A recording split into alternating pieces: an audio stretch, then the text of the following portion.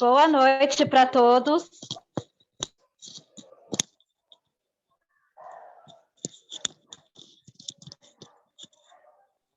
Boa noite para todos. Boa noite, Priscila.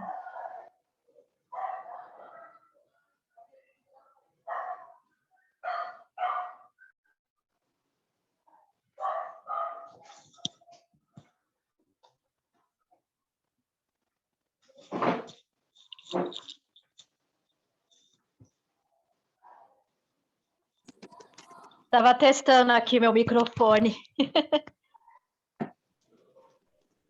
Boa tarde. Boa tarde. Que eu também fico na dúvida se é boa noite, se é boa É tarde. verdade. É que hoje está tão claro que eu entrei no ritmo do boa tarde. É verdade. Boa tarde, boa tarde. Daqui a Boa pouco já é boa noite. noite. É verdade. Tudo bom, Áurea? Estou vendo aqui a Áurea.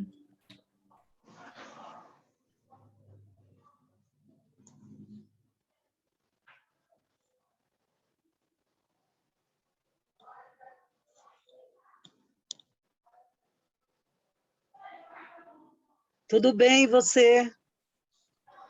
Beijo para vocês. Um beijo. Está me ouvindo bem? Beleza, Estamos obrigada. sim.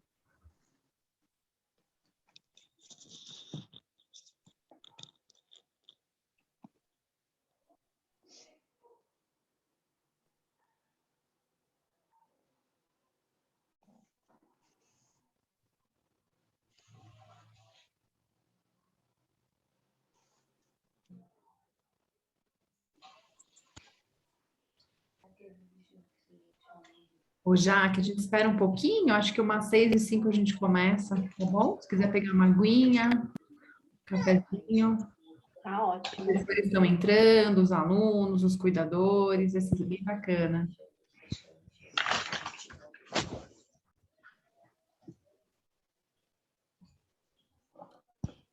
Boa noite. Oi, Adriana. Oi, Jaque. Ô, professora Rita. Tudo Boa bem? tarde.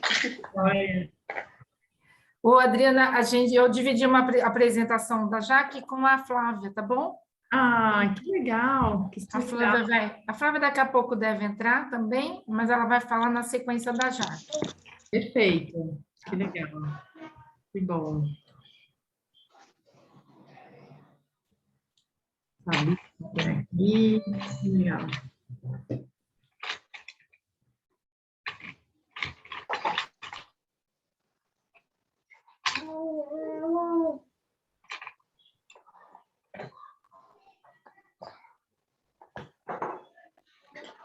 Quantos cuidadores geralmente participam, Adriana? Acho que a Fabi tem até uma informação mais precisa, né, Fábio? Ele está aí? Realmente é uma faixa de uns 60, uma média. Tá bom. Eles vão entrando, Rita, até umas 6h05, né? Até umas 6h15, né, Fabi? Sim, a gente costuma começar umas 6h05, por aí. Dá tempo do pessoal logar. Boa noite, professora Adriana, professora Oi, Maurício, Boa tudo noite. bem? Jaqueline, já presente. Daqui a pouquinho a gente começa. Fabi, o professor Rodrigo vai entrar hoje, fazer a abertura. Sim. Certo, né? Tá bem. Deixa eu só ver se o professor Rodrigo... 7h30, eu acho. Última, não, eu acho que é o professor Rodrigo, né? Ele já deve estar voltando para pegar uma aguinha. Ele que é o Russell, o anfitrião, ele faz esses bloqueios. A gente controla, fica tranquilo aí. É animado, é animado. Bastante, pro. Olá, tudo bem, Adriana? Tudo bem, Rita? Professor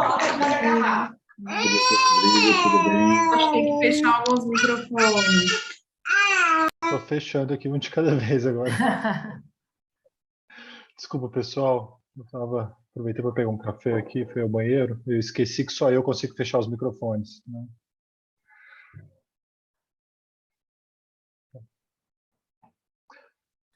Eu propor, vocês acham da gente esperar mais 3 minutinhos? Acho que algumas pessoas ainda estão entrando. Eu estou olhando aqui, a gente está com 27 pessoas. Normalmente a gente tem aí uma média de 50, Rita, né? Chegando até 60, 70 às vezes. Então, eu acredito que tem mais gente para entrar. E o número é mais ou menos estável, né, pessoal? Então, provavelmente tem mais gente para entrar, sim. Sim, eu estou vendo aqui no chat, tem os boa noites, muito, muito bacana. O João está aqui de novo com a gente, a Kátia Edinaisa, não sei se eu falei correto o seu nome, desculpa, está fazendo farmácia, isso? E é cuidadora, que bacana, está aqui com a gente desde o primeiro módulo, que legal, então vai conseguir a certificação completa. Então, é uma turma muito bacana, Rita, esse tempo aqui, está sendo bem precioso. Com certeza, né?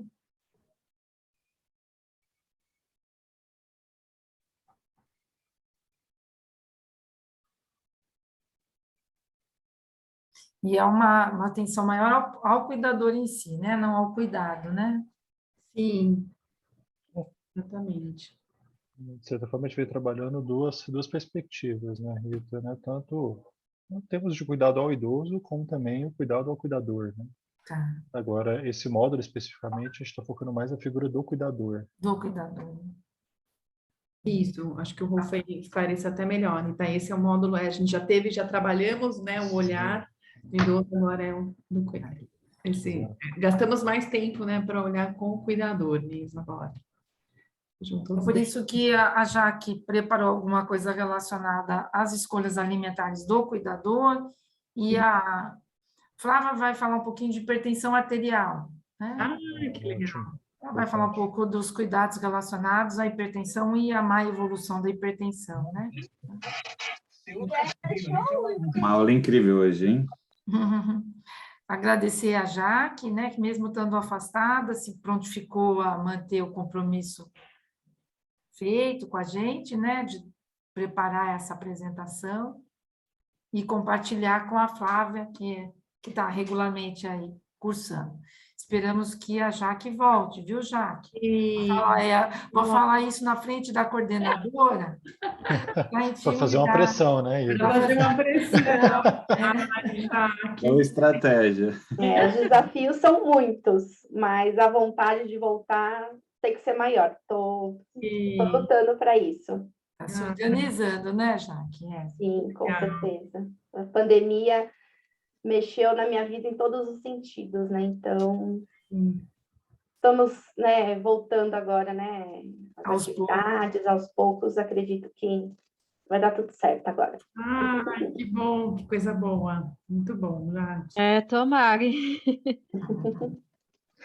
Gente, eu vou propor, já vou fazendo algumas considerações iniciais, até por causa do horário, né? A professora Rita, o pessoal também tem uma agenda sempre muito cheia, né, Rita? Então, acho que boa noite, pessoal, né, todos e todas. O professor Rodrigo, né? Vou fazer algumas considerações que eu sempre faço no início dos nossos cursos, com o intuito de esclarecer algumas questões para aqueles que já estão acompanhando, mas também, principalmente, na verdade, para aqueles que estão chegando aqui para um primeiro encontro, para entender um pouquinho de como que funciona o nosso trabalho, como é que tem sido a logística nossa aqui. Só lembrando, né? A gente está aqui, esse é o curso de cuidadores de idosos e idosas, é um curso livre, ou seja, é um curso que acontece aqui 2 vezes ao mês, e em cada um desses encontros a gente vai estar discutindo temáticas ou sobre o cuidado ao idoso, e nesse módulo especificamente sobre o cuidado também para o cuidador, para a figura do cuidador.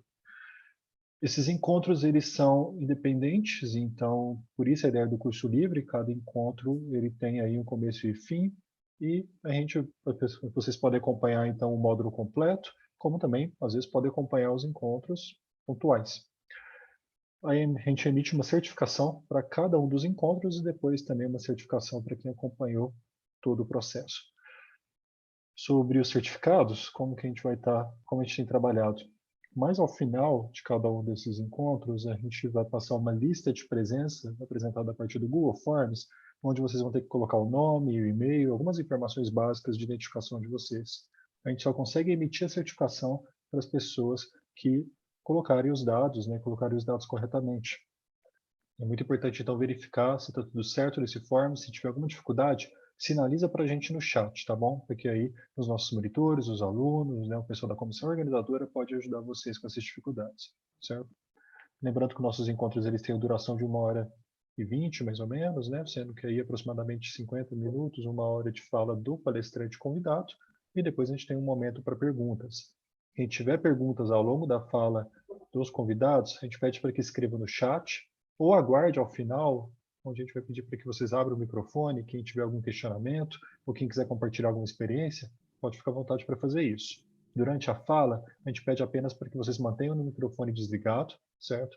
Para que não atrapalhe também o andamento da fala dos nossos palestrantes, certo? Qualquer dúvida, pode interagir com a gente ali pelo chat, qualquer comentário, qualquer questão que vocês queiram traçar, certo? O pessoal vai colocar daqui a pouco no chat uma série de mensagens que tem ali nosso e-mail, caso você precise se comunicar com a gente, certo? Tem ali também informações a respeito do nosso grupo de WhatsApp, que é aberto. Quem não está no grupo de WhatsApp pode participar, basta clicar no link e vocês vão ser já encaminhados diretamente para o grupo, certo? E lembrando que esse grupo ele fica fechado porque a gente utiliza ele apenas para poder passar informações referentes ao curso. No dia do evento, a gente costuma abrir para que vocês possam compartilhar impressões, tirar dúvidas, mas durante a semana em geral ele fica fechado para poder manter ali, né, uma organização mais clara e ninguém perder os recados importantes. Acho que as informações mais básicas são essas. Outras informações a gente vai compartilhando com vocês ao longo do nosso encontro. O pessoal também vai estar sempre copiando e colando ali uma série de mensagens para quem for chegando depois ou quem tem alguma dúvida. Qualquer coisa aciona a gente, tá bom? Eu desejo a todos e todas um bom curso, certo? E vou passar a palavra agora para a Fabiane. Bom, boa noite a todos. Eu sou a Fabiane, eu sou mestranda no programa Ciências do Envelhecimento da São Judas. Vou aqui hoje apresentar as nossas convidadas de hoje. A gente vai ter a presença, então, da Jaqueline Pamela Calisto de Barros. Ela é nutricionista, docente, nutricionista clínica e funcional e mestranda em Ciências do Envelhecimento. A nossa outra convidada é a Flávia Ferreira Prado. Ela é técnica em nutrição e dietética pela ETEC Camargo Aranha, nutricionista formada pela São Judas, pós-graduada em nutrição clínica pelo SENAC e atualmente está fazendo também o mestrado em ciências do envelhecimento na São Judas. A gente também está aqui hoje com a presença da professora Rita, né, que é professora do programa. Ela também é nutricionista, tem o mestrado em nutrição humana aplicada, fez o mestrado na USP, o doutorado também na mesma instituição, voltado para a área de saúde pública. Elas estão aqui hoje para ministrar aula sobre as escolhas alimentares no ambiente de trabalho, então gostaria de agradecê-las, né, pela disponibilidade em estar aqui hoje conosco. Reforço o pedido para que vocês mantenham os microfones desligados, comentários, dúvidas, podem ir escrevendo no chat, ao final vai ter o espaço para poder dialogar a respeito. Agradeço, então, todos os presentes e que vocês possam desfrutar do encontro de hoje. Então, agora passo a palavra para vocês, meninas. Eu só queria, mais uma vez, agradecer as duas alunas mestrandas, a Jaqueline Pamela e a Flávia Prado. A Flávia está no horário de trabalho, ela vai entrar um pouquinho mais tarde, né? Já comuniquei que a gente está iniciando as atividades, e as duas nutricionistas, Jaqueline e a Flávia, vão dar algumas informações sobre escolhas alimentares adequadas, principalmente no ambiente de trabalho. E elas programaram uma apresentação de meia hora cada uma, e depois eu também posso colaborar, ficamos à disposição para sanar as dúvidas que surgirem. Agradeço aí demais a Jaque e a Flávia por se mobilizarem para atender essa demanda e a presença de todos e a atenção de todos. Obrigada, viu? Boa noite a todos. Fico muito agradecida do convite, né? Vou falar um pouquinho, né, sobre a importância da alimentação saudável no ambiente de trabalho. Vou tentar aqui abrir a apresentação.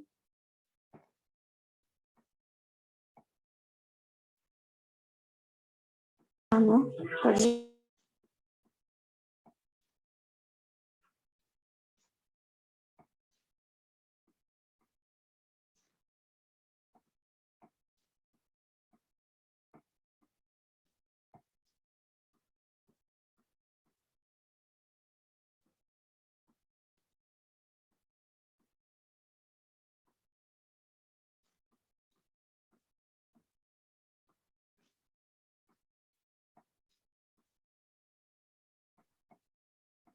Já que você compartilhou e parou de... Ah, agora voltou. Acho que foi. Eu compartilhei a tela errada, não foi a apresentação, mas acho que agora foi certinho.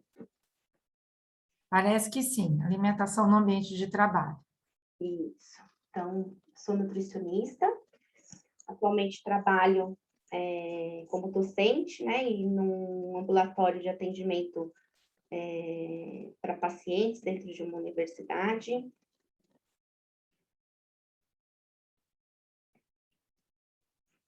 Então, primeiramente, né, antes da gente começar a falar do ambiente de trabalho, eu trouxe um pouquinho aqui dos benefícios de uma alimentação saudável como um todo, né, no nosso dia a dia. Então, é importante, né, optar por uma alimentação saudável para a gente investir em qualidade de vida, né, a longo prazo, em todos os momentos da vida. Então, na nossa rotina, no dia a dia, no trabalho, nas relações, né, para a gente manter um rendimento, para a gente manter a nossa máquina, né, humana funcionando. Então, nós precisamos dar um bom substrato para ela, ou seja, uma boa alimentação, uma alimentação diversificada, para que ela funcione, né, e corresponda a todas as atividades que a gente precisa ter ao longo do dia e também, né, investir aí na alimentação como uma prevenção, né, e manutenção da saúde para a gente evitar doenças, né, como diabetes, pressão alta, hipertensão, e outras situações que podem, né, prejudicar o nosso rendimento no dia a dia. Então, os benefícios de uma alimentação saudável, né, versus o rendimento no trabalho. Então, como eu disse, né, a alimentação saudável, ela vai dar substrato para a gente desenvolver todas as nossas atividades. Então, ela proporciona um aumento da produtividade, ela faz com que a gente consiga fazer com mais facilidade as nossas atividades, ou seja, trabalhar, estudar, os serviços da casa, do dia a dia, o lazer também, então, que é muito importante para a nossa saúde. Redução das faltas por doença, então, quanto mais a gente procura uma alimentação saudável, a gente evita essas doenças, né, que eu falei, que diminuem o nosso rendimento, disposição, e podem prejudicar também, causando um afastamento do trabalho, para a gente ter que cuidar, né, da saúde dessas doenças. Melhora da concentração e da memória. Então, se a gente tem uma prática de alimentação saudável, a gente consegue se concentrar melhor nas atividades, a gente consegue armazenar melhor as informações e o nosso dia rende bem mais, porque a gente está, né, trabalhando e concentrando mais informações e deixando o dia mais dinâmico.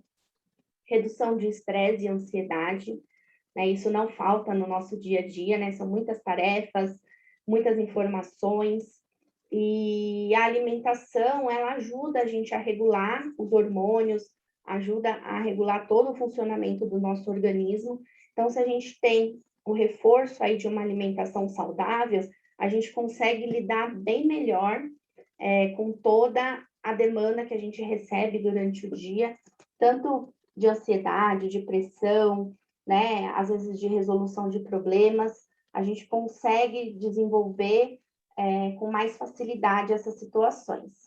A gente consegue ter maior comprometimento, né, com as nossas atividades, então, tendo mais energia, mais disposição, melhorando o sono, melhorando o bem-estar, a gente consegue estar mais disposto para as atividades e consegue render bem mais no trabalho, independente da função, né? Seja uma função administrativa, seja uma função, né, de cuidador que demanda, né, muita energia física, né? A gente sabe que às vezes tem que manipular o paciente, né, trocar fralda, mudar de posição, cuidar da alimentação. A gente sabe que isso, né, demanda uma energia e uma disposição da pessoa, e quanto mais a gente se beneficia da alimentação saudável, mais a gente vai ter disposição e mais comprometimento, mais qualidade no trabalho a gente vai conseguir apresentar no dia a dia.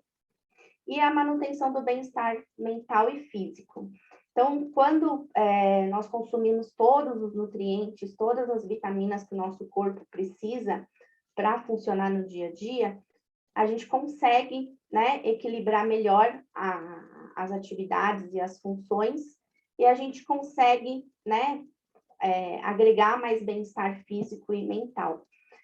E como eu disse também, né, o nosso corpo, ele produz hormônios, né, hormônios que estimulam, às vezes, a irritabilidade, o cansaço, né, como o cortisol, e tem já hormônios, tem substâncias dentro do nosso corpo que elas ajudam o nosso bem-estar, né, assim como a serotonina. Então, se a gente tem uma alimentação que proporciona uma maior produção desses hormônios que ajudam no nosso bem-estar, então, né, o nosso rendimento no trabalho aumenta significativamente, como em todos os outros pontos, né, que a gente tem, como no estudo, né, que estamos tendo agora, né, temos que ter concentração, temos que ter memória para conseguir concentrar todas as informações e depois conseguir praticar isso no dia a dia. E tendo uma alimentação saudável, a gente consegue otimizar melhor essas fases do nosso dia. Então, para a gente começar, né, com uma alimentação saudável, nada melhor do que começar falando do café da manhã, né, que é uma das principais refeições do dia, né, e é nela que a gente quebra aquele jejum que a gente ficou, né, o jejum noturno, que geralmente, né, as pessoas que conseguem ter uma boa noite de sono, não acordam para comer, que é o mais saudável, a gente dá esse repouso para o nosso organismo, para ele se reequilibrar, e de manhã a gente faz a primeira refeição, que é o café da manhã, permitindo, né, que o dia comece com mais energia, com mais disposição, para cumprir com todos os compromissos, né? E é importante a gente escolher bem esses alimentos que vamos ingerir para quebrar esse jejum. Porque se a gente já começa com alimentos que vão prejudicar o funcionamento do nosso corpo, ou até sobrecarregar o funcionamento do nosso corpo, o restante do dia a gente não tem um bom rendimento, a gente não tem todos aqueles benefícios, né, que foram citados no slide anterior. Então, é sempre importante a gente ver quais são esses alimentos que vão aumentar a nossa disposição. Então, dá preferência para os alimentos in naturas, né, que são os alimentos frescos, os vegetais, os legumes e as frutas. Eu até coloquei a foto, né, de um lanchinho com alface, com tomate, né, o porquê não já acrescentar esse tipo de alimento fresco. Às vezes é tão corrido durante o longo do dia, né, às vezes não dá tempo ou não tem um local adequado para a gente comprar esse tipo de alimento, que precisa de uma boa higienização, precisa de uma boa qualidade, e já incluir ele no café da manhã, né? Então, dá preferência para as boas proteínas, para as gorduras saudáveis, como o abacate, né? E acrescentar pães integrais, que já são ricos em fibras, os ovos, que são proteínas de boa qualidade, né, desde que não seja feito em gordura, né, frito, dá preferência para os mexidos, os cozidos, acrescentar as fibras também através da aveia, então já associar o consumo de uma fruta com uma aveia, que vai ajudar no processo de digestão e onde a energia ela vai ser disponibilizada para a gente aos poucos e a gente vai evitar aquela fadiga após a refeição, né?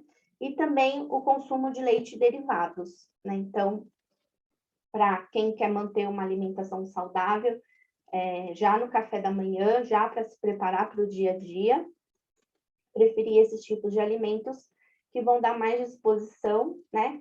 E se a gente pensar, né, muitas vezes o despertador toca, as pessoas, né, colocam mais 5 minutos, enrolam um pouquinho na cama, aí de repente não conseguem fazer um café da manhã, só tomam um café, né, como todo mundo fala, um cafezinho preto, vai para o trabalho em jejum, pega a condução, às vezes anda até do ponto até o local de trabalho, então já tem um gasto energético, já tem uma atividade que vai demandar energia, o corpo já estava em jejum, né? Então, quando chegar no trabalho já vai chegar cansado, muitas vezes já indisposto, mal-humorado, porque ficou com fome, né? O organismo já está pedindo energia. Então, né, investir, né? Todo mundo fala perder, né? Às vezes em tempo, né? Para você garantir ali uma qualidade, mas acho que é um investimento de tempo, né? Acordar às vezes 5, 10 minutinhos, ou no dia anterior já deixar as frutas cortadinhas, já deixar o leite porcionado, já deixar, né, o pão separadinho, o ovo cozido, né? Isso já facilita no outro dia de manhã para poder realizar a refeição antes de sair de casa. Então, os desafios da alimentação saudável no ambiente de trabalho, né? Então, a gente sabe que não é fácil manter uma alimentação saudável no ambiente de trabalho, são muitos desafios, né? Como o custo. Então, tem regiões onde, se você não, né, se preparar, não se organizar, o custo para comprar uma refeição, né, dependendo do bairro, ele é maior, né? Se você for levar a sua alimentação, né, através de uma marmita, tem que tomar cuidado com o transporte, né? Então, como você vai levar esse alimento da sua casa até o local de trabalho, né? Tem que ser através de uma refrigeração, tem que tomar cuidado com a qualidade, né? Da higiene desses alimentos. Então, tanto quando você for comprar a refeição ao longo do dia, quanto também nesse transporte, né? Evitar os longos períodos de jejum, que a gente sabe, né? Como eu disse, no café da manhã, se a gente já demanda no nosso corpo energia, e se a gente não colocar alimento para a gente conseguir essa energia, a gente já vai chegar indisposto, a gente já vai chegar cansado no trabalho, mal-humorado. Então, é bom evitar os longos períodos de jejum. Se for possível, levar pequenos lanches, né? Principalmente as frutas são boas fontes de vitaminas, de fibras, e que são fáceis, muitas vezes, de ser transportadas, que nem uma banana, uma maçã, uma mexerica. Então, são lanches rápidos que vão quebrar esse jejum. E evitar também que nas principais refeições, que nem no almoço ou no jantar, né, a quantidade seja maior e a gente consiga ali equilibrar melhor a quantidade que a gente vai comer nessas refeições. E evitar os alimentos ricos em gorduras e açúcares, né, que esses têm uma digestão mais difícil e eles demandam muita energia, eles produzem aqueles hormônios, né, que muitas vezes sabotam a nossa disposição. Então, é importante, durante o nosso período de trabalho, a gente evitar esses tipos de alimentos, né? Infelizmente, são aqueles que são de mais fácil acesso, aqueles que têm maior poder de conservação, né? Então, aquele que não estraga tão fácil, mas, na verdade, eles estão sabotando, né, a sua energia, a sua disposição durante o período de trabalho.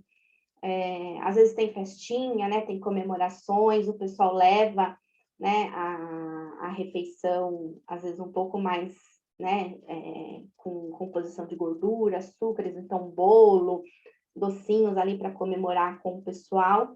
Então, esses tipos de alimento tem que ser a exceção, né? Mas no dia a dia, preferir os alimentos que são de mais fácil digestão, para que eles contribuam para a reposição da nossa energia, das nossas vitaminas, dos nossos minerais, todos os nutrientes, mas que eles não sabotem o nosso rendimento, né?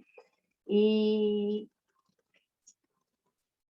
então, dentro de um ambiente de trabalho, a gente tem diversas formas, né, de adquirir esses alimentos, né? Então, dependendo do local de trabalho, as pessoas já têm um restaurante, um refeitório próprio, onde fornece alimentação, ou a pessoa tem que buscar essa alimentação em outro local, ou adquirir através, né, hoje em dia, dos deliveries, ou levar a própria marmita, né? Eu sou um exemplo, né, de marmiteira, né, a gente brinca, né, é um termo que antigamente era pejorativo, mas hoje em dia é muito moderno, né, você ter consciência da sua alimentação e se organizar e se preparar para poder levar a sua alimentação. Então, atualmente, no local que eu trabalho, não é de fácil acesso, eu não conheço a região tão bem, então não sei, né, onde tem um bom restaurante, onde eu possa conseguir ali uma boa alimentação, uma alimentação segura. Então, eu prefiro me organizar e levar a minha alimentação de casa. Então, como que as pessoas podem fazer isso, né? Então, com uma programação e uma organização. Então, já no final de semana, já se organiza, já faz a listinha do cardápio ali, do que você vai poder levar durante a semana. Se tem um local específico, né, para armazenar no trabalho, né? Então, combinar com a pessoa, às vezes, onde vocês vão trabalhar, ou no local, se pode levar a alimentação de casa. Investir, né, em um meio de transporte, então uma bolsinha térmica, uma lancheira, ou até mesmo um recipiente que ele possa ir ao freezer e ficar congelado para que, quando você coloque dentro da lancheira ou da bolsinha térmica, ele mantenha a temperatura, né, baixa, para que esse alimento não venha estragar durante o transporte. Muitas vezes o tempo de transporte é grande, né, então ultrapassa ali de 50 minutos, 1 hora, 2 horas. Então, essa programação é importante para que quando a alimentação chegue no local de trabalho, ela esteja em condições, né? E pensar nessas opções, né, de qualidade, pensando numa alimentação saudável e que esteja dentro do seu bolso, né? Que esteja dentro da remuneração, da sua programação financeira. Então, aqui, né, eu coloquei o guia alimentar, né, principal da população brasileira, que é a pirâmide dos alimentos, para a gente ter, né, base, quais são os principais alimentos que a gente deve consumir aí durante o dia, né? Então, essa daqui é uma pirâmide alimentar simples, ela é de fácil entendimento, a gente consegue ver que na base dela tem alimentos de fonte de energia, de carboidrato, que são os pães, os tubérculos, as raízes. A gente deve consumir aí de 5 a 9 porções durante o dia. Então, mais acima tem as frutas e hortaliças, também dividida com suas porções, né? Então, hortaliças de 4 a 5, e frutas de 3 a 5 porções também. Né? Como que eu vou saber qual é a quantidade, né? Qual é a minha proporção de porção, né? Então, a gente sempre trabalha com aquela pessoa que tem um nível de atividade física pequeno, tem uma composição física pequena, ela fica no mínimo das porções. E aquela pessoa que já tem um gasto maior, onde ela tem uma composição corporal também, às vezes é um homem, né?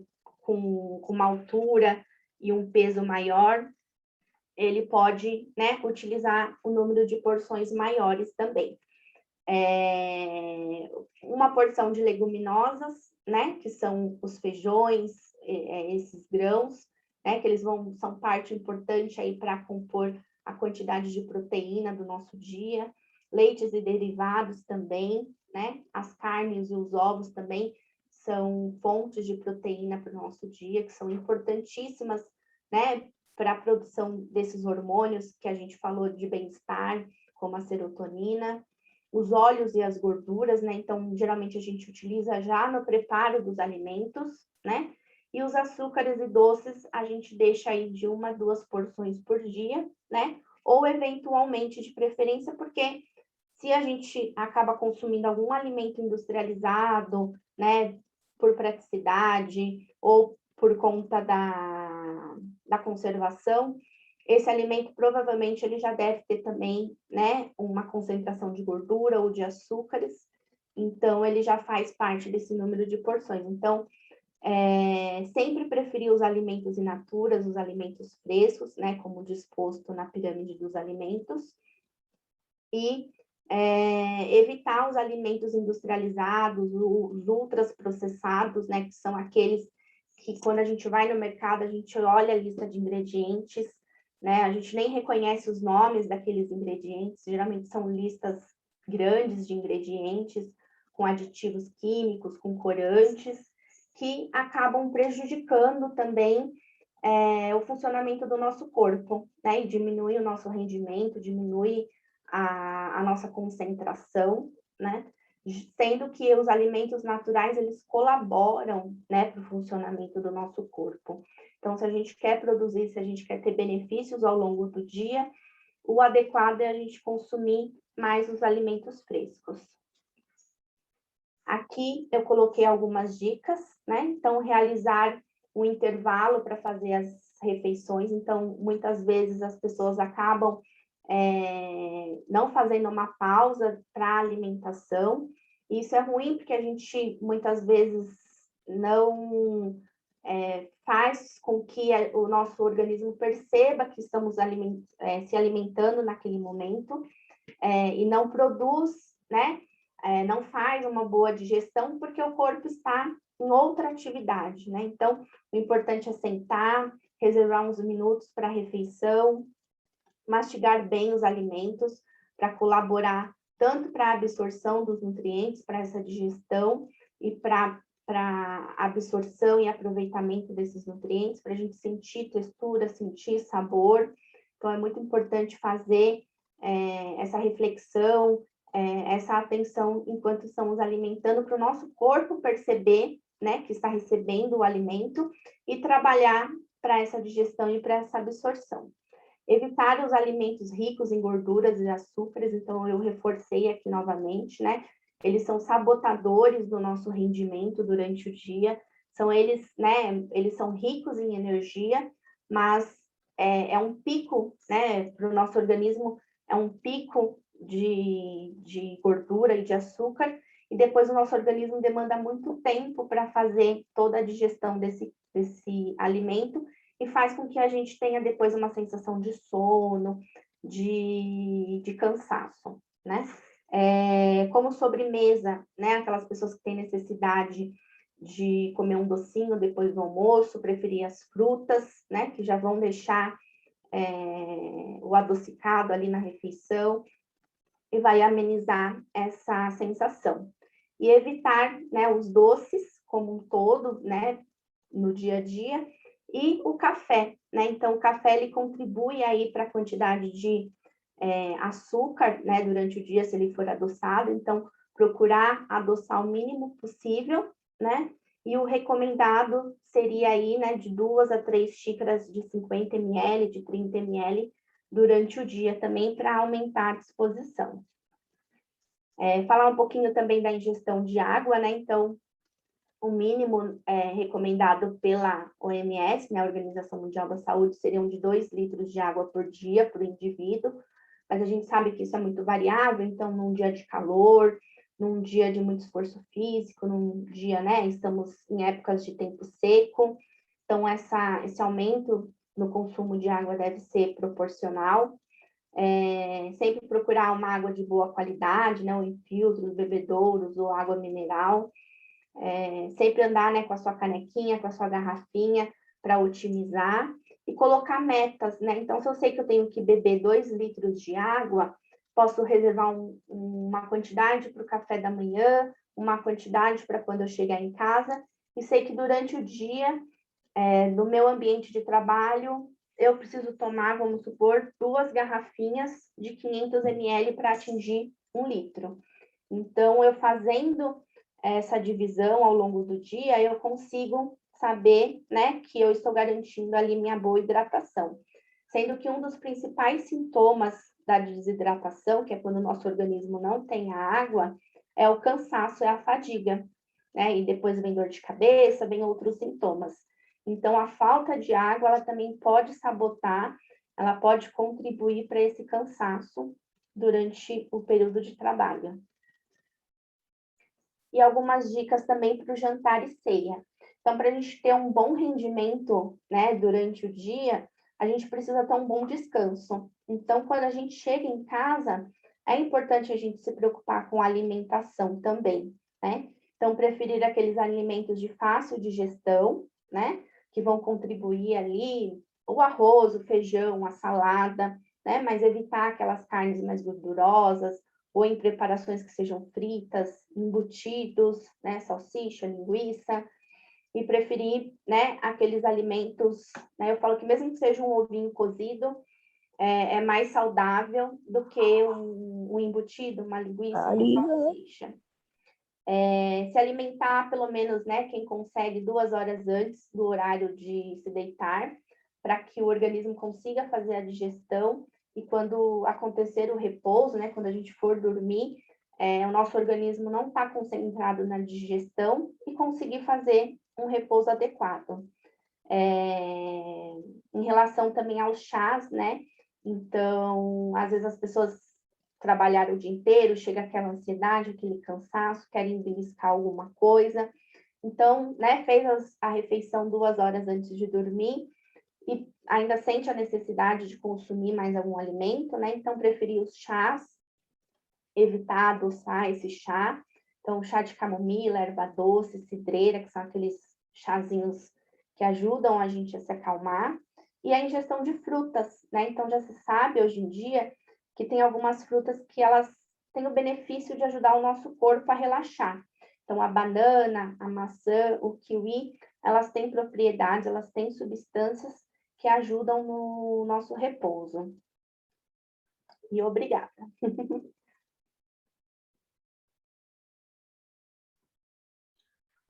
Obrigada, Jaqueline. Agora Eu acho que é a palavra da Flávia, né? Ela já conseguiu logar, então a palavra é sua, Flávia.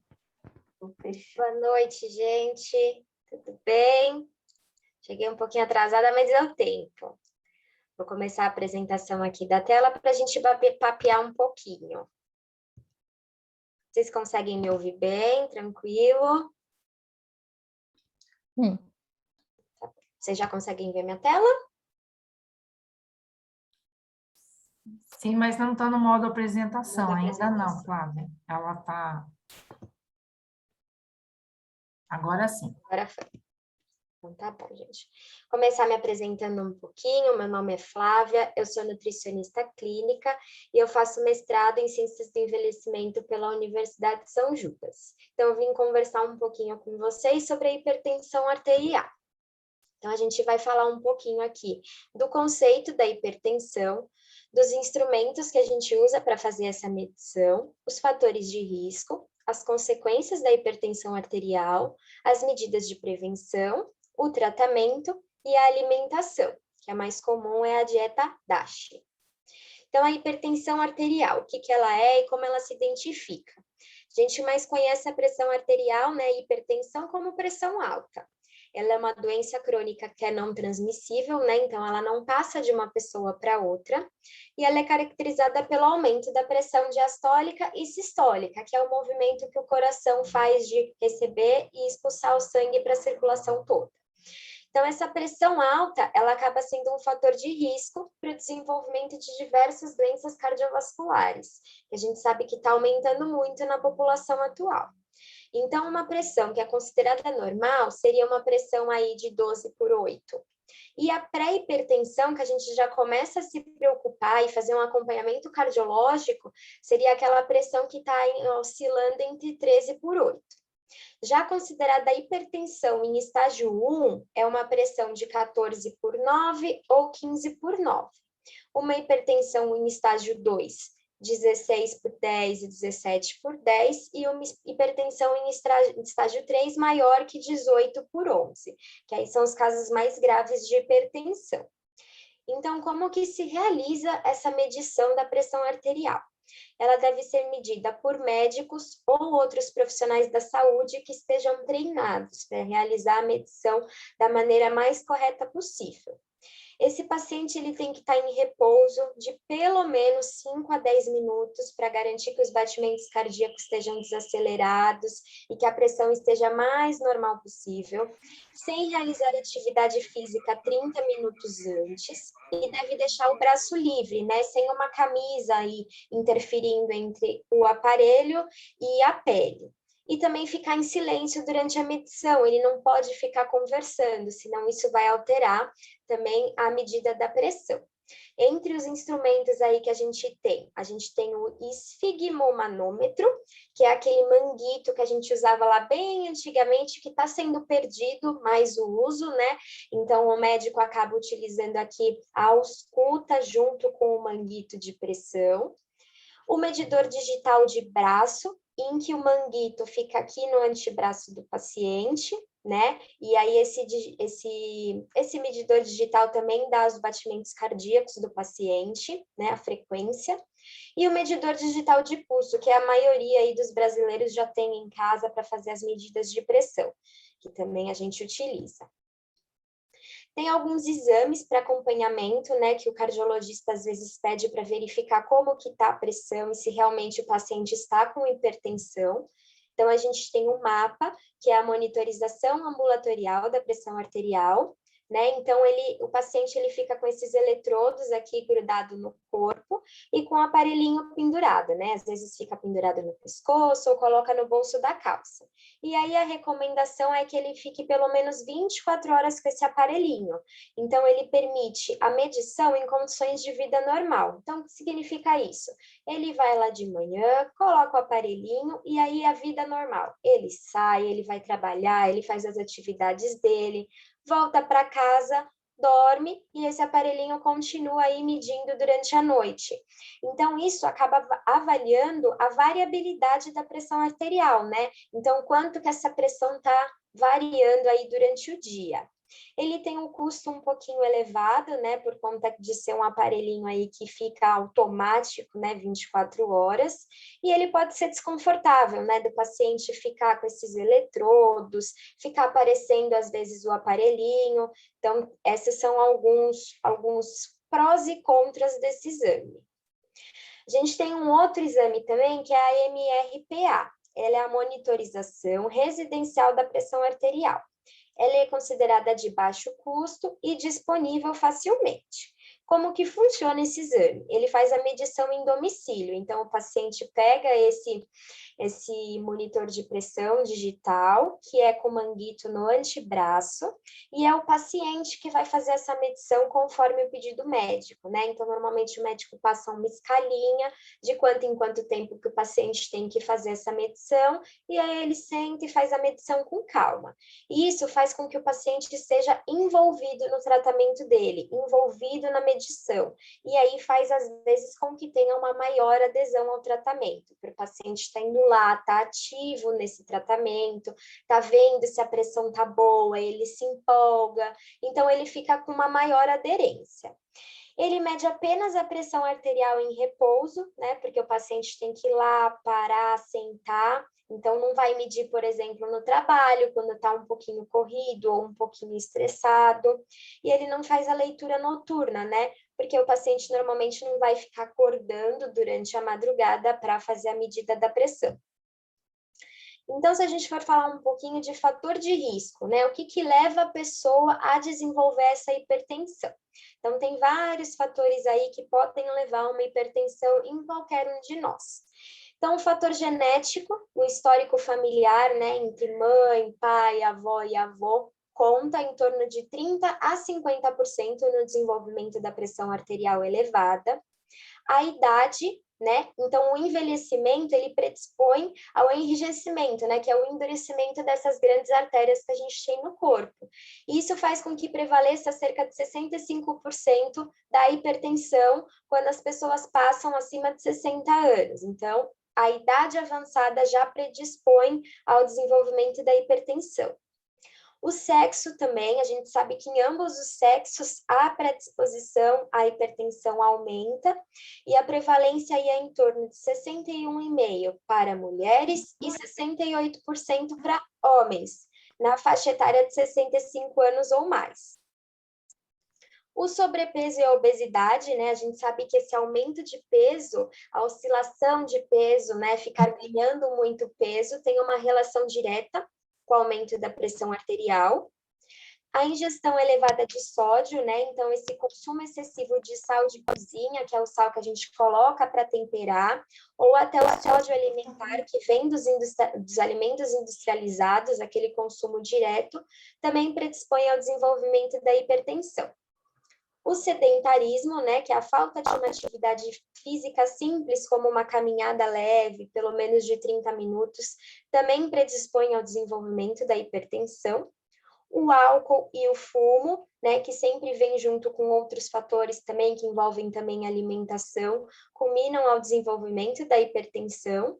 E alguns fatores socioeconômicos. Infelizmente, a gente ainda tem muito isso, como a baixa escolaridade, condições de habitação inadequada e a baixa renda familiar, que fazem com que as pessoas não conseguem escolher muito bem os alimentos, ou vai para os alimentos industrializados por terem um preço menor, né? Então, tudo isso predispõe ao fator de risco para a hipertensão. Como consequência aí dessa hipertensão, a gente tem lesão em órgãos principais do nosso corpo, como o coração, então pode desenvolver uma hipertrofia do músculo do coração, uma isquemia, um infarto, uma insuficiência cardíaca, todas as condições que precisam de tratamento, de acompanhamento médico com cardiologista. O cérebro, né, então pode levar a um AVC, que pode ser tanto isquêmico quanto hemorrágico, que pode levar a uma internação e também muitas complicações de saúde. E também os rins, né?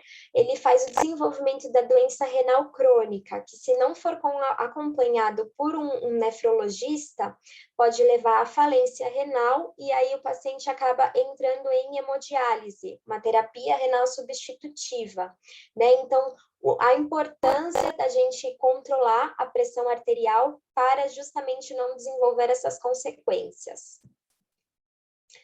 Como prevenção aí principal para a hipertensão arterial, a gente tem o controle do peso, a alimentação saudável, o baixo consumo de sódio, a exclusão dos alimentos industrializados, o consumo equilibrado de potássio, que a gente vai falar um pouquinho também para vocês entenderem onde que temos potássio, as atividades físicas, evitar o álcool e o tabagismo e também o controle de estresse. A gente sabe que a gente está vivendo uma fase muito difícil com essa pandemia, que todos os nervos estão à flor da pele, mas é importante a gente tentar algum modo de controlar o estresse, que também pode ser aí um precursor para o desenvolvimento da hipertensão. Então, aí, se a gente falar um pouquinho de controle de peso, né?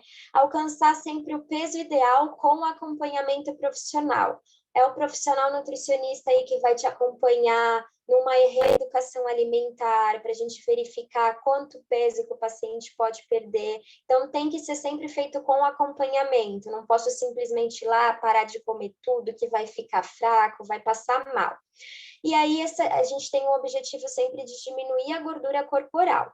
E aí, essa diminuição leva a consequente diminuição da pressão arterial. Fazer uma dieta saudável, né? O que seria isso? Um consumo de frutas, verduras, grãos, baixo teor de gordura, principalmente redução de gordura saturada e gordura trans, que são as prejudiciais aí para o acúmulo de peso. A ingestão de sódio, um dos principais fatores da hipertensão arterial, né? O consumo de sal de cozinha tem que ser reduzido e o de sódio também, né? O sódio ele é diferente do sal de cozinha. Tá? Então, a gente tem que controlar esses dois componentes. A ingestão de potássio, né? Onde tem potássio para a gente saber? O potássio ele é importante consumir para a prevenção da hipertensão, mas de cuidado se a gente tem um paciente aí que tem hipertensão e uma doença renal crônica, né? Então, para os hipertensos, o consumo de frutas, verduras, legumes, leguminosas e oleaginosas. As leguminosas aí a gente fala de feijão, grão de bico, lentilha, ervilha. E as oleaginosas a gente fala da castanha, né? Castanha de caju, castanha do Pará, nozes, avelã, todos esses grãozinhos aí que são bons para a saúde e ricos em potássio. Atividade física, né? Recomenda que pelo menos faça 150 minutos por semana de uma atividade aeróbica, sendo uma caminhada ou uma bicicleta. Isso dá em torno de menos de 25 minutos por dia. A gente sabe que às vezes para o idoso é um pouquinho mais difícil fazer uma caminhada, uma bicicleta, mas também uma atividade até de fisioterapia já conta aí para uma atividade física leve, né? Já é um pequeno movimento para excluir o sedentarismo. Então, entre tratamentos de pressão arterial, a gente tem o tratamento não medicamentoso e o tratamento medicamentoso. Muito se engana que o tratamento medicamentoso é só ir lá e tomar o remédio. Não, o tratamento medicamentoso inclui o remédio, mas também inclui todas as fases do não medicamentoso, né? Então, a gente tem alimentação saudável, a gente tem que fazer uma atividade física, a gente tem que fazer um acompanhamento médico, muitas vezes com o cardiologista, com o nutricionista. Aprendeu, né? Vem aqui, vem, mãe, vem. E também entra a parte da medicação, que aí o médico vai verificar qual é o medicamento adequado para você para controlar a sua pressão arterial. Dependendo do caso aí, podem ser vários medicamentos em conjunto para o controle da pressão. Então, é muito importante entrar com o acompanhamento cardiológico. E se a gente falar um pouquinho de alimentação, vou apresentar para vocês o conceito da dieta DASH, que atualmente é a dieta mais adequada para o controle da pressão arterial. Então, ele mostra benefícios no controle dessa pressão, juntamente com o uso de antihipertensivos. E essa dieta DASH, ela é caracterizada pelo consumo de frutas, verduras, alimentos integrais, leites desnatados, fibras, potássio, cálcio e magnésio. E essa dieta ela ainda é mais eficaz quando a gente associa tudo isso à redução do consumo de sal e sódio.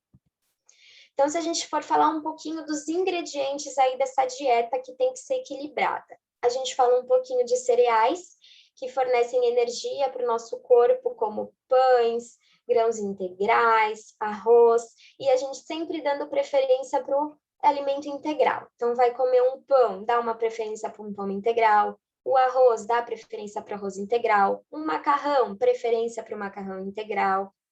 As hortaliças, se a gente for falar de folhas cruas e legumes, a recomendação da dieta DASH é que seja de 4 a 5 porções por dia, então tem bastante folhinha e bastante legume nas refeições. As frutas, podendo ser consumo de suco, a fruta in natura, que é ela natural mesmo, frutas secas, frutas congeladas, e aí a gente vê uma porção muito grande durante o dia, né? De 8 a 10 porções por dia. Isso significa uma alimentação aí que seja rica em vitaminas, minerais e fibras, que vai fazer bem para o controle da pressão. Os laticínios, a gente fala um pouquinho de leite, iogurte e queijos, dando sempre preferência para os desnatados, que vão ser aqueles que vão ter uma quantidade menor de gordura. Então, aí no dia, consumir de 2 a 3 porções. As carnes, a gente fala de carne de boi, carne de frango, peixe, preferindo sempre as carnes mais magras e com pouca quantidade de gordura aparente. Então, aí seria a recomendação de um bife médio, né, de mais ou menos 85 gramas, e se for consumir o ovo, até 4 unidades por semana. As oleaginosas e as leguminosas, né? Então, as oleaginosas, a gente tem as castanhas, as nozes, as sementes, e as leguminosas, o feijão, o grão de bico, a lentilha, a ervilha, a soja, com a recomendação aí de 4 até 5 porções por semana. E se a gente falar um pouquinho de óleo, gordura, doce e açúcar? O óleo, utilizar extremamente só para realmente cozinhar. Vai fazer um arroz, um feijão, vai untar uma forminha só. Aí utilizaria aí 1 colher de sopa por dia, ou margarina também na medida de 1 colher de sopa. E aí utilizar o azeite de oliva extra virgem para temperar, né? Vai temperar uma salada, uma folhinha, já utiliza o azeite. E falando em doce, aí tem uma recomendação aí de 1 colher de sopa de açúcar, ou 1 colher de sopa de geleia, né? Então, é reduzido em açúcares, que também ajudam ao controle da pressão. Aí, uma diquinha de ouro aí, para a gente controlar o sal, né? Principalmente o sal de adição, que é aquele que a gente coloca na comida. O sal, gente, ele é de paladar treinado. Então, se você consome muito sal hoje, é só você treinar o seu paladar para você ir diminuindo esse consumo. E como que a gente faz? A gente tira tudo de uma vez e a gente se acostuma? Não, a gente tem que tirar de pouquinho em pouquinho, para não sentir muito a falta de uma vez só. Então, vai cozinhar? Já tem aquela quantidade mais padronizada? Diminui, tira um pouquinho. Na outra semana, vai lá e tira mais um pouquinho, porque o paladar ele vai se acostumar com essa diminuição. E aí vai chegar um dia que você vai comer a comida lá da vizinha e você vai ver, meu Deus, que comida salgada. Por quê? Porque você já acostumou a diminuir a quantidade de sal. Então, nada é impossível de fazer. É só uma questão de adaptação e uma questão de hábito. Tá? E para tirar essa falta desse sal, né? Ai, a comida tá sem graça, tá insossa, tá sem gosto. O que a gente faz? A gente utiliza tempero natural. Quanto mais tempero natural a gente coloca, mais sabor a gente dá para a comida e, consequentemente, menos sal. Então, alho, cebola, salsinha, cebolinha, orégano, curry, coentro, chimichurri, páprica, qualquer tempero natural pode ser usado para dar mais sabor para a comida, tá? Então, é muito interessante a gente utilizar temperos naturais. Principalmente o controle de alimentos industrializados. É o principal aí, inimigo da hipertensão. E aí, como que a gente sabe se o alimento industrializado tem muito sódio? Então, a gente tem que olhar a informação nutricional que esse alimento tem. Então, a gente pega a embalagem, vai lá no verso e olha aquela tabelinha, né? Que é essa daqui que tem um exemplo. Então, a informação nutricional. A gente vem aqui na parte do sódio. Tem uma coluninha que é a porcentagem de valor diário. Eles fazem mais ou menos uma recomendação para o indivíduo saudável, tá? Então, a gente olha essa porcentagem aqui. Se tiver menos que 5% da concentração de sódio, ele é um alimento que não tem tanto sódio assim, que até pode ser consumido com moderação. Agora, se você olhar nessa parte aqui do sódio e tiver uma concentração maior que 20% na porção, aí foge, porque ele vai ser um alimento que tem muito sódio e vai fazer aí contribuir para essa pressão arterial elevada. Então, aqui tem meus contatos, se vocês precisarem falar comigo, tiver qualquer dúvida, e aí também estou aberta a dúvida para conversar um pouquinho com vocês.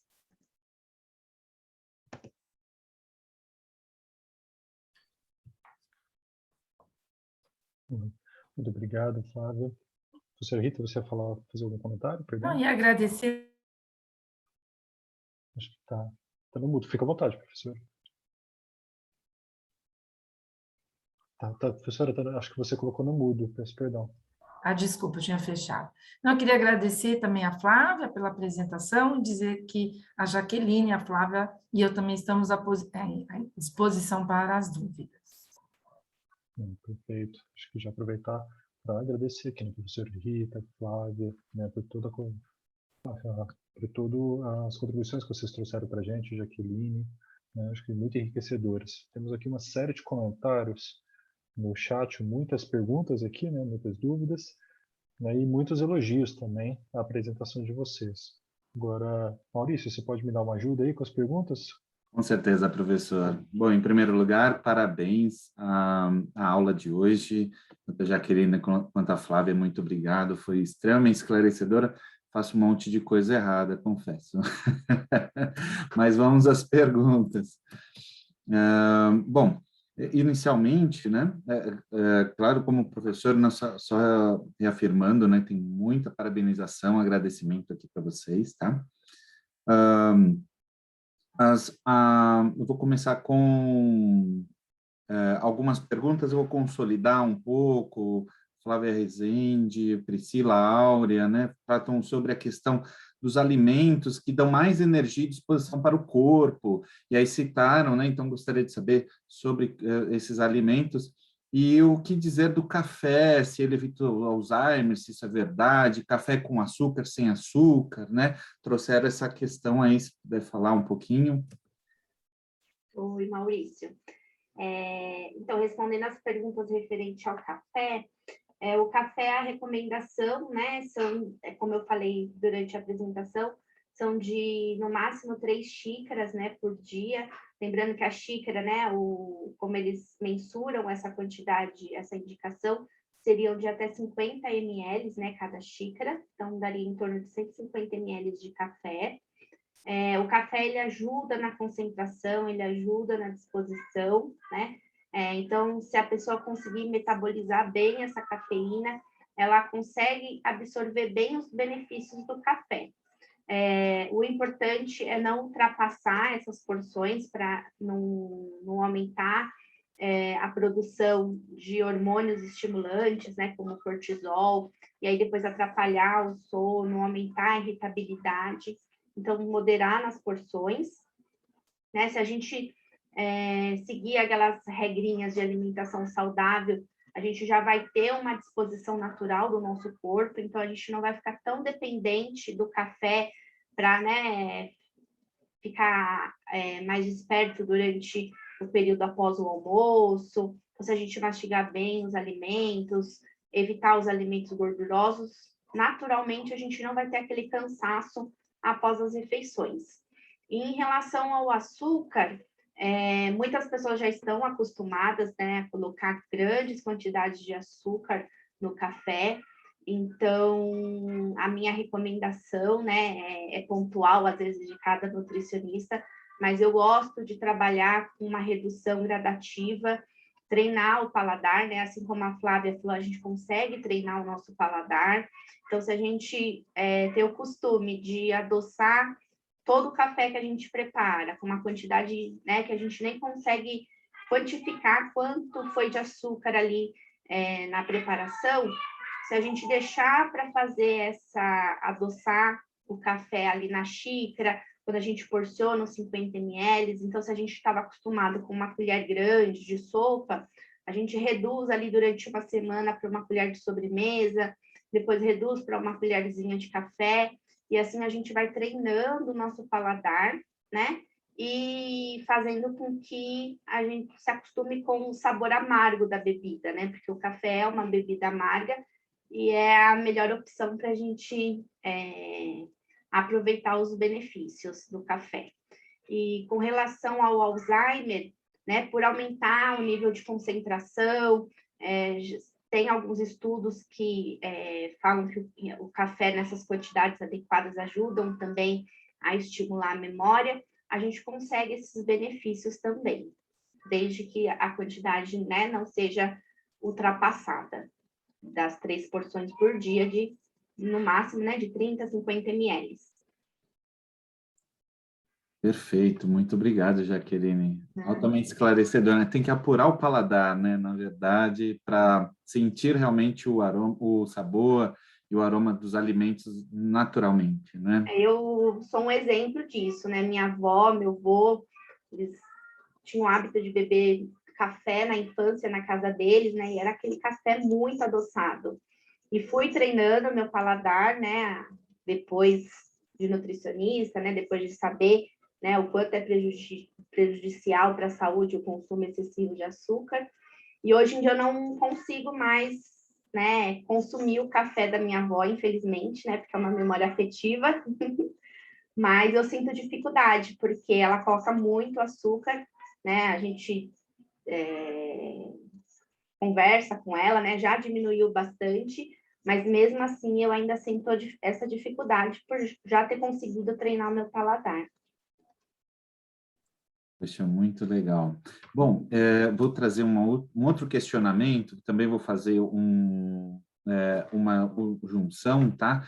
Estava acontecendo uma discussão no chat, discussão no bom sentido, claro. A Maria Xiu Yen Wong, não sei se eu falei certo, me desculpa se eu falei errado, e a Rosana Fernandes Gonçalves, né? Eles estavam tratando sobre a questão da substituição do sal. E surgiu a questão do molho de soja, né? E se tem essa possibilidade, se isso é viável, é legal, importante, enfim.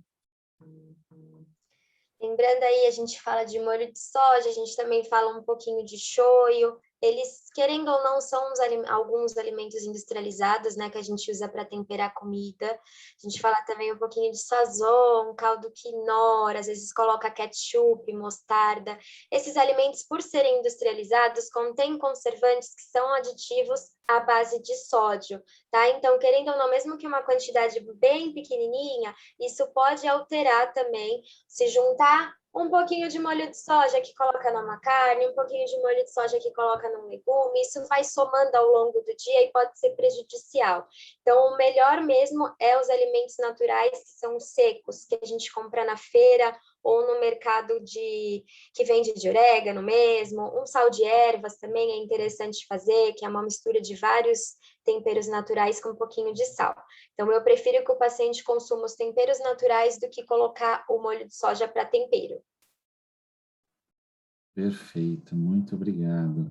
Bom, temos mais uma aqui, vamos lá. No caso da refeição quase sem sal, é a Rosana Fernandes Gonçalves, tá? Eu vou ler agora a pergunta, que também trata dessa questão do sal, né? Aproveitando.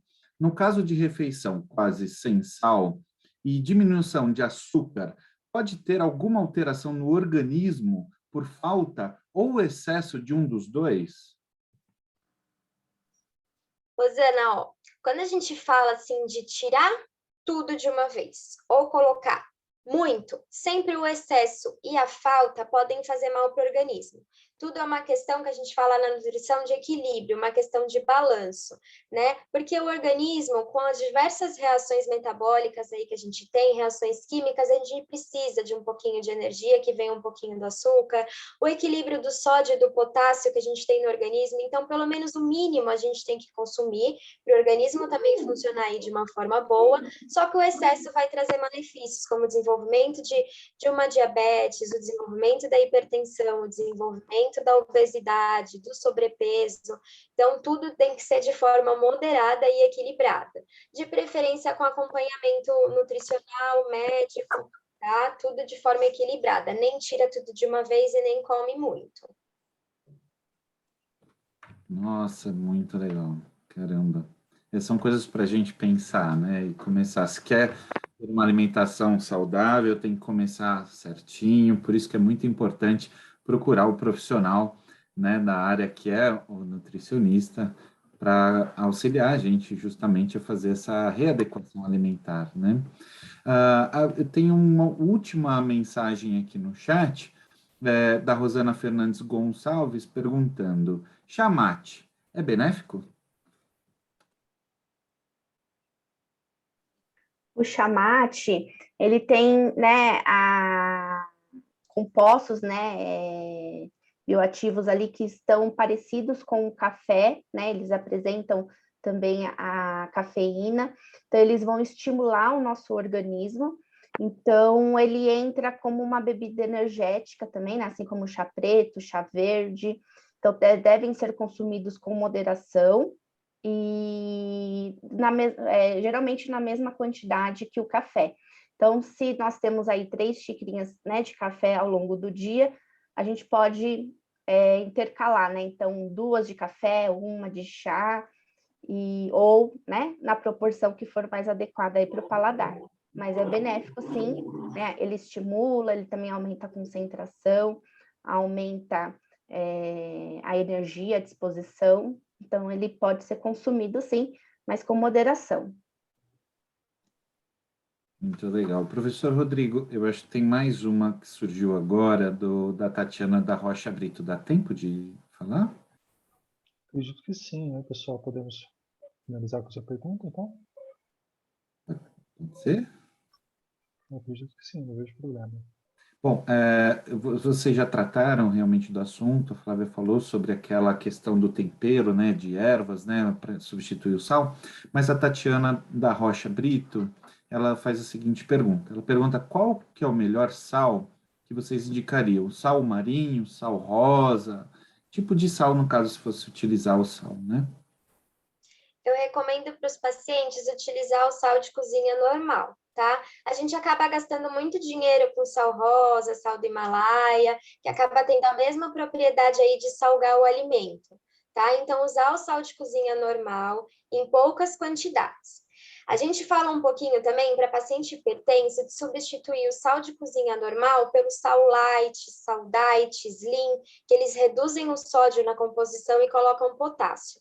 A gente só pede um pouquinho para atenção se esse paciente desenvolver uma doença renal crônica, que aí esse potássio vai ser controlado, tá? Mas se for em questão de sódio e controle de hipertensão, pode ser substituído pelo light, slim ou diet, tá? Mas sal é sal, tem a mesma função de salgar, se for para economizar, uso sal normal. Perfeito, altamente esclarecedor. Muito obrigado, Jaqueline e Flávia, por responder de forma tão didática e precisa as perguntas aí do chat. Professor Rodrigo, passo a palavra. Muito obrigado. Pessoal, só agradecer, né, por tamanhas contribuições, né, a didática que vocês apresentaram aqui para a gente, esclarecendo situações do cotidiano de uma maneira tão organizada, tão enriquecedora. Muito obrigado, Flávia, Jaqueline, professora Rita. Só reforçar aqui, gente, que foi colocado já no chat o forms com a lista de presença. Não se esqueçam de preenchê-la para emissão de certificados, tá bom? Só destacar essa questão. Mas acredito que as nossas dúvidas elas já foram esgotadas, né, Maurício? Né? As coisas já foram colocadas. Acho que, professora Rita, você quer fazer um comentário? Não, a gente vai finalizar, Rodrigo? Isso. Só realmente agradecer vocês, gente, né, e espero que a gente possa contar com vocês no futuro para futuras participações, né? Acho que esse é um tema que não se esgota. Acho que as dúvidas, né, elas vão sempre existir. Acho que a gente sempre vai ter que falar muito sobre isso. Então, muitíssimo obrigado por ter aceito o convite e por terem dedicado esse tempo para estar aqui com a gente, tá bom? A gente que agradece a consideração. Obrigada, Jaque, obrigada, Flávia, obrigada, Rodrigo, equipe, Fabiane, Maurício, estava tudo muito organizado. Obrigada pela atenção. Pessoal, boa noite então, né? Nos vemos no próximo encontro. Quem não assinou a lista, fique atento aí ao link. Uma boa noite para todos e um bom feriado. Boa noite, obrigada, gente. Mais uma vez. Até a próxima.